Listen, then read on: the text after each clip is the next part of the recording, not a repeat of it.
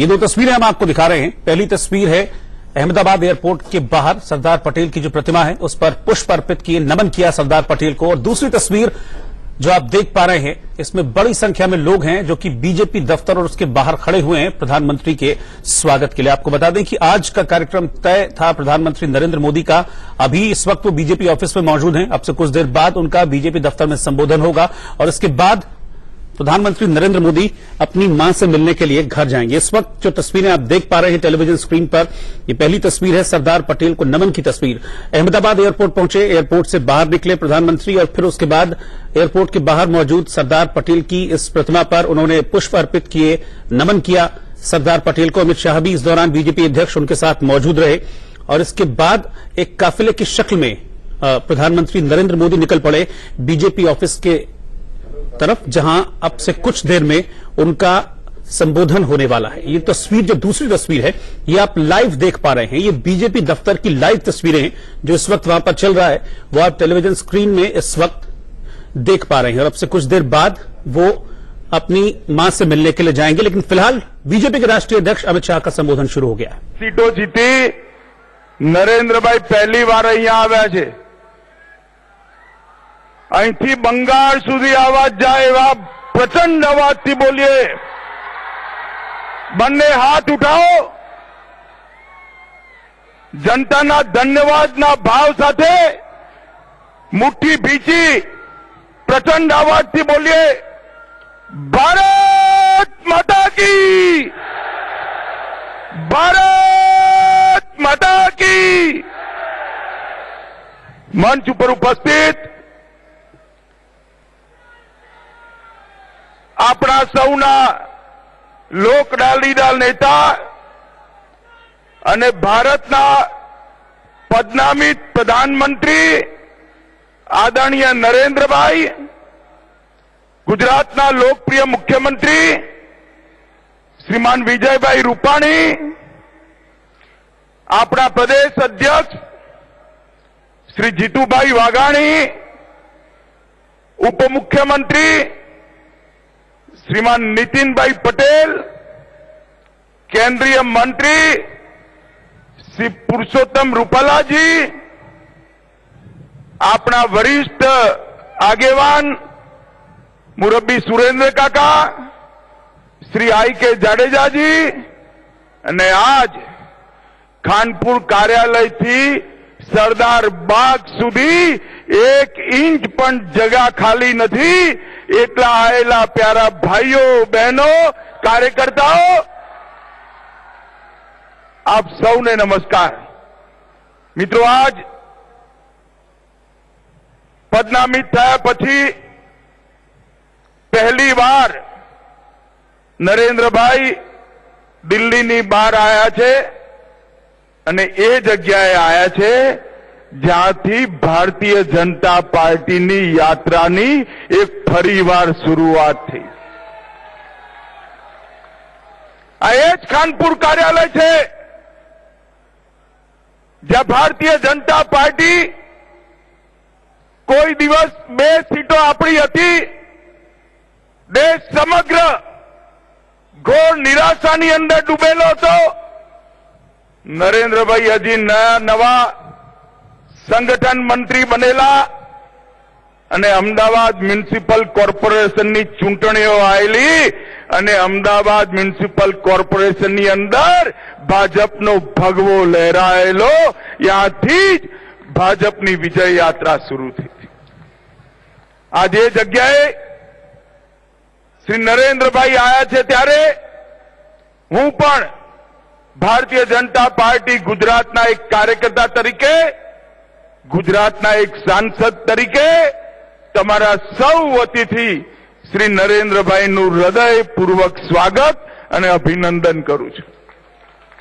મિત્રો, આજે ખૂબ ઉમળકા સાથે આપ સૌ અહીંયા આવ્યા છો નરેન્દ્રભાઈના સ્વાગત માટે, ભાજપના વિજયને વધાવવા માટે।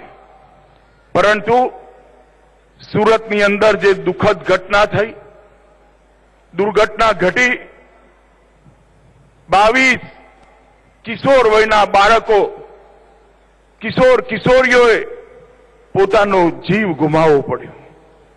કાર એમનો કોરિયો કરી ગયો.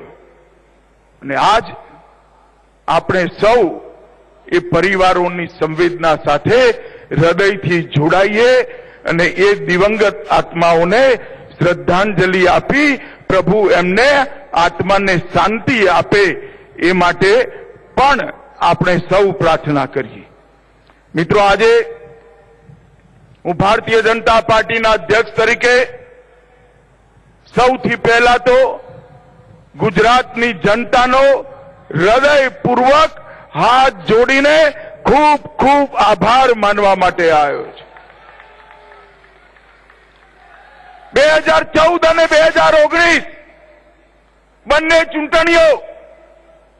ચૂંટણીઓનું નેતૃત્વ શ્રી નરેન્દ્રભાઈએ કર્યું, આપણા નરેન્દ્રભાઈએ કર્યું અને બંને ચૂંટણીમાં ગુજરાતે 26 માંથી 26 સીટો નરેન્દ્રભાઈની જોડીની અંદર નાખી દીધી. આજ 26 મે છે.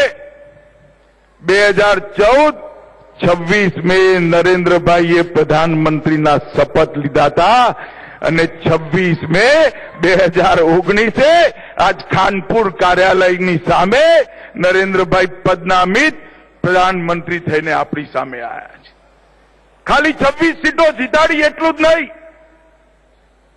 આ વખતના માર્જિન અને આ વખતની લીડ જે આપણે જોઈએ તો સવાયું કરી ગુજરાતની જનતાએ નરેન્દ્રભાઈને પાછું આપ્યું છે, સવાયું કરીને પાછું. અને મિત્રો, આ ગુજરાતની જનતાનો ઉમળકો આનંદ, મોદીજી પર વિશ્વાસ એ કોઈ અકારણ નથી. જીતુભાઈએ કહ્યું નરેન્દ્રભાઈ ગુજરાતનું ગૌરવ છે. નરેન્દ્રભાઈના કારણે સમગ્ર વિશ્વની અંદર ગુજરાતનો ડંકો વગાડવાનું કામ નરેન્દ્રભાઈ મોદીએ કર્યું છે સમગ્ર વિશ્વની અંદર. परंतु और इस वक्त अरविंद शर्मा हमारे संवाददाता हमारे साथ जुड़े हुए हैं बीजेपी दफ्तर के बाहर से, वो हमारे साथ मौजूद हैं. उनके पास हम चलते हैं. अभी इस वक्त क्या चल रहा है? अमित शाह का संबोधन चल रहा है. अभी तक क्या बड़ी बातें कही हैं अरविंद अमित शाह ने? भारतीय जनता पार्टी ने गुजरात में भारतीय जनता पार्टी ने गुजरात में भारतीय जनता पार्टी ने घर बनाओ. अरविंद, आप सुन पा रहे हैं मुझे? नरेंद्र भाई, आवाज आ रही मुझे? अरविंद, क्या चल रहा है इस वक्त वहां पर? अमित शाह बोल रहे हैं लेकिन गुजराती में बोल रहे हैं. अगर आप थोड़ा सा उसको हिंदी में हमको बता पाएं कि वो क्या कह रहे हैं, क्या कुछ बातें उन्होंने कही हैं, हमारे दर्शकों तक पहुंचाइए उसको. नरेंद्र भाई संगठनात्मक नेतृत्व के अंदर हिंदी भारतीय जनता पार्टी પોતાની વિકાસ યાત્રા ચાલુ મિત્રો જ્યારે 2001 ની અંદર નરેન્દ્રભાઈ મુખ્યમંત્રી બનીને આયા 2001 ભારતીય જનતા પાર્ટી नरेंद्र भाई मुख्यमंत्री थे तब भारतीय जनता पार्टी का गुजरात में 2001 आपकी आवाज नहीं आ रही है ठीक तरीके से. अमित शाह अपने भाषण में जो कह रहे थे वो ये कह रहे थे, एक तो सबसे पहले सूरत का जो अग्निकांड हुआ है उसको लेकर उन्होंने उन परिवारों के प्रति अपनी संवेदनाएं जताई और उसके साथ साथ आगे बढ़ते हुए उन्होंने कहा कि आप याद करिए 26 मई 2014 का वो दिन जब आप ही के बीच का आपका अपना नेता जब दिल्ली में शपथ ली थी, आज वही 26 मई 2019 से जब वो आप ही के खानपुर के कार्यालय में स्थित आज वो आपके बीच में है. तो ये थोड़ा भावनात्मक और अस्मिता का सवाल होता है रोहित. जैसा मैंने कहा था, गुजराती बड़े भावुक होते हैं और जब उनकी भाषा में उनसे बात की जाए तो वो गदगद हो जाते हैं. बिल्कुल. मेरे साथ अभी दो मेहमान और हैं, मैं उनको भी इंट्रोड्यूस करा लेता हूं. हमारे साथ निखत अब्बास जी हैं, बीजेपी प्रवक्ता स्टूडियो में इस वक्त मेरे साथ जुड़ गई हैं, और दीपक झा पॉलिटिकल एनालिस्ट हैं, कांग्रेस सिंपैथाइजर, वो स्टूडियो में इस वक्त मेरे साथ मौजूद हैं. मनीष जी, तो मेरा ये कहना था कि जो अमित शाह को जब तक हमने सुना, हालांकि जब हम बात कर रहे हैं तो उनकी आवाज म्यूट है, उन्होंने एक तौर पर वो जो कनेक्ट होता है वो कनेक्ट करने की कोशिश की, लेकिन कोई भी ऐसा जश्न नहीं हुआ क्योंकि सारे गुजरात में मातम का माहौल है, मातम सा मनाया जा रहा है. तो ये केवल एक ये कहा जा रहा था कि आप प्रधानमंत्री सूरत जाएंगे नहीं जाएंगे, तो इन बातों को लेकर ये जो खानपुर में आज सब जुटे हैं, मुझे ऐसा लगता है कि अपने आप में संवेदनाएं और सहानुभूति के तहत वहां पर ये सारी बातें होंगी और भावनात्मक तौर पर गर्वी गुजरात गुजरात का एक ये नारा रहा है, गर्वी गुजरात। तो गर्वी गुजरात का गर्विल नेता जब उनके बीच में है,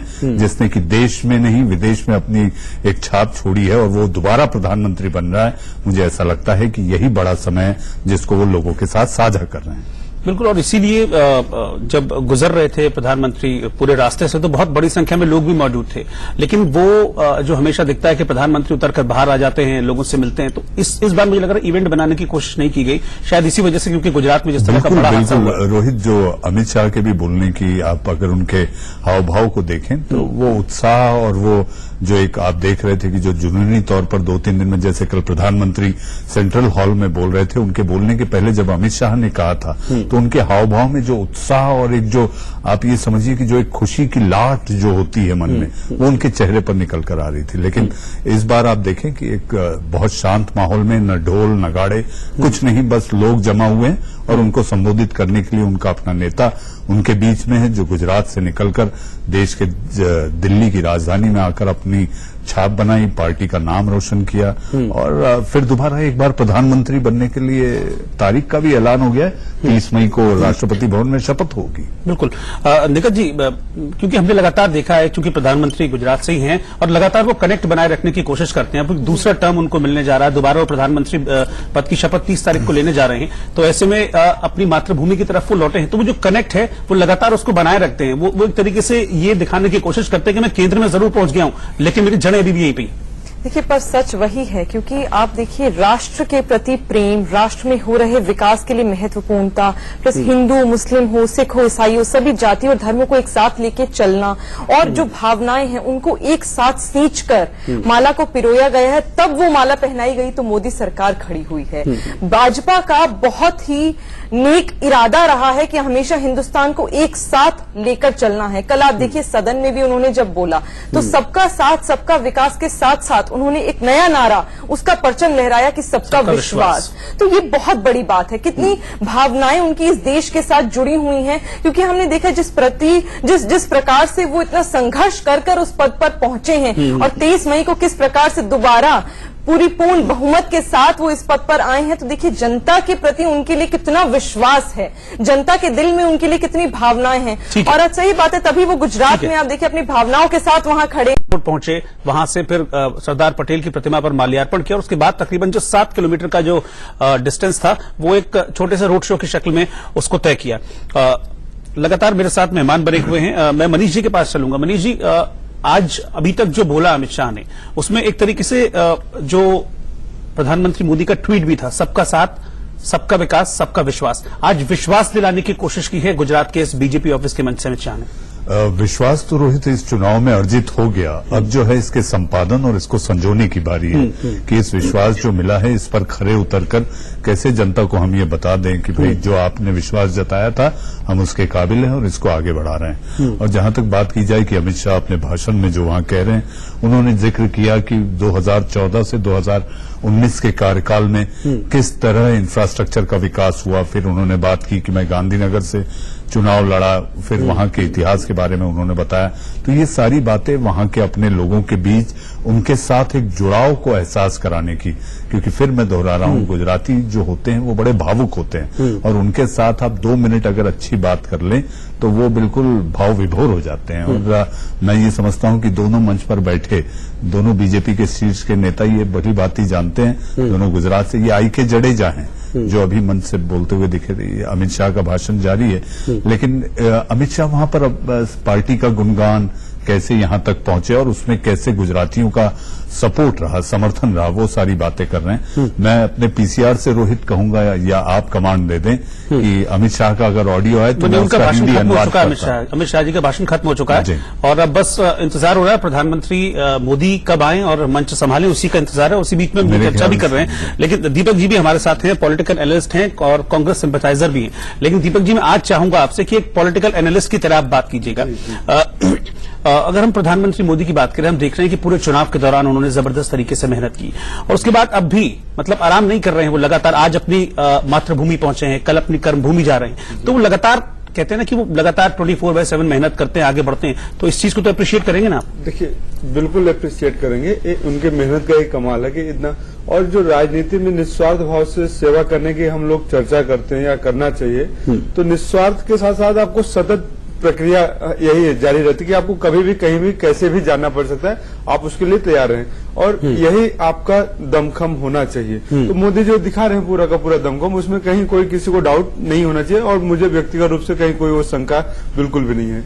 लेकिन बात यह है कि बार बार इनको विश्वास दिलाने की जरूरत क्यों पड़ती है। मैं इसमें एक बड़ी छोटी सी बात बोलना चाहूंगा कि भाजपा में क्या दो पैरेलल लाइन चलती है। इनके जो छोटे नेता होते हैं, जो सांसद और मोदी जी और गृह मंत्री से नीचे वाले, जैसे आप मान लीजिए एग्जाम्पल के लिए प्रज्ञा ठाकुर या गिरिराज सिंह या साक्षी महाराज, ये जैसे नेता होते हैं। लिस्ट बना के लाए, लिस्ट तो सब देश को पता है और आपको भी पता है रोहित जी।